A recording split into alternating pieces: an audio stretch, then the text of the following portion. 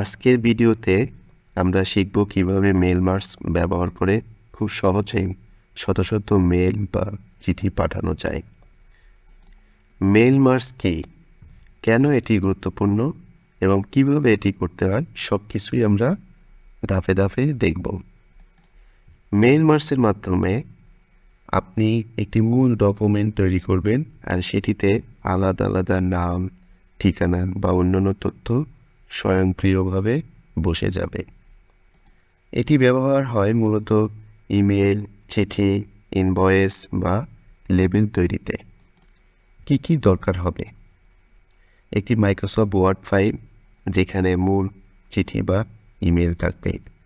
একটি Excel sheet যেখানে নাম, ইমেল, ঠিকানা ইত্যাদি থাকবে।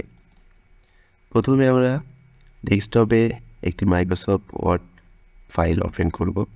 তো আমরা এখানে একটা ফাইল তৈরি করে রেখেছি, দেখতে পাচ্ছেন।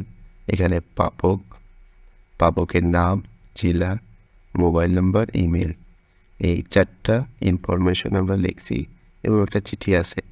এরপরে আমরা ডেস্কটপে একটা এক্সেল ফাইল ওপেন করব। তো আমাদের এখানে একটা এক্সেল ফাইল ওপেন করা আছে, যেখানে আমরা দেখতে পাচ্ছি নাম, ডিস্ট্রিক্ট এবং নাম্বার সাথে ইমেল। তো আমাদের প্রথম কাজ হচ্ছে যে এই ফাইলটাতে এসে আমরা এই তথ্যগুলোকে প্রথমে আমরা ডিলিট করে নিলাম। এরপরে আমরা যে কাজটা করব, এখানে এসে আমরা এই মেলিং অপশনে যাব। মেলিং অপশন থেকে আমরা সিলেক্ট রেসিপিনের উপরে ক্লিক করব। এরপর এখানে 3টা অপশন দেখতে পাচ্ছি।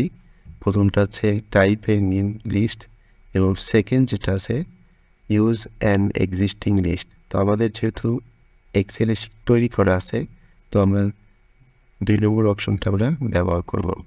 এরপরে আমাদের এই এক্সেল ফাইলটা কোথায় আছে সেটা আমরা দেখাই দেব। তো আমাদের এক্সেল এই ফাইলটা ডেস্কটপে আছে। এই যে মেল মার্কস নামের এক্সেল ফাইলটা আমরা ওপেন করব। এরপরে দেখাচ্ছে সিলেক্ট টেবিল। তো আমাদের এই এক্সেল ফাইলে 2টা শিট আছে, দেখতে পাচ্ছেন।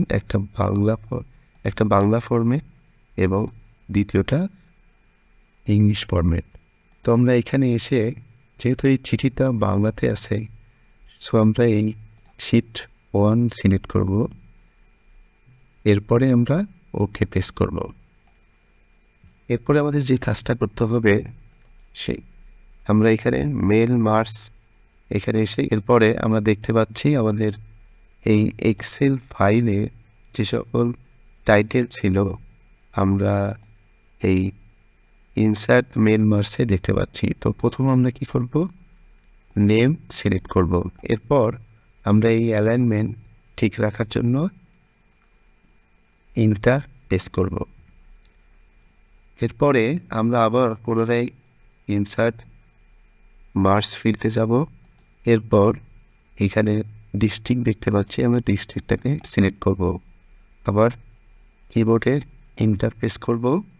পুনরায় আমরা ইনসার্ট মার্কস ফিল্ডে যাব এবং নাম্বার সিলেক্ট করব। এরপর কিবোর্ড থেকে ইন্টার প্রেস করব। পুনরায় আমরা ইনসার্ট মার্কস ফিল্ডে যাব এবং ইমেল সিলেক্ট করব। আমাদের এই অ্যালাইনমেন্টটা আমাদেরকে এখানে সতর্ক হতে হবে, এই অ্যালাইনমেন্টটা ঠিক রাখতে হবে। এরপরে আমরা আমাদের চিঠিটা দেখতে পাচ্ছি, সব ফরম্যাট ঠিক আছে। এখানে গিয়ে রিভিউ রেজাল্ট ক্লিক করব। তো আমরা এখানে দেখতে পাচ্ছি আমাদের সবগুলো ফিল্ড ঠিকঠাক মতন বসানো আছে। চিঠির রিভিউটা দেখে নিলাম। সব কিছু যদি আমাদের ঠিক থাকে তাহলে আমরা এখন ফিনিশ অ্যান্ড মার্কসে ক্লিক করব। এরপরে আমরা চাইলে প্রিন্ট করতে পারি অথবা ইমেলে পাঠাতে পারি অথবা ইন্ডিভিজুয়াল আমরা ডকুমেন্টও তৈরি করতে পারি। তো আমরা এখন ইন্ডিভিজুয়াল ডকুমেন্টের উপর ক্লিক করব। এরপরে আমরা ওকে ক্লিক করব। এরপরে দেখো আমাদের এখানে সবগুলো ডাটা চলে আসছে। দেখেন আমাদের এখানে সবগুলো ডাটা চলে আসছে। সীমা বেগম এক নম্বর সিরিয়ালে ছিলেন এবং তানিয়া 2 নম্বরে ছিলেন। আমরা যদি এক্সেল ফাইলে যাই, দেখুন সীমা বেগম 1-এ এবং তানিয়া 2-এ। আমরা আমাদের ফাইলে চলে যাই। আমরা এখন এটাকে পিডিএফ আকারে সেভ করে নিতে পারি।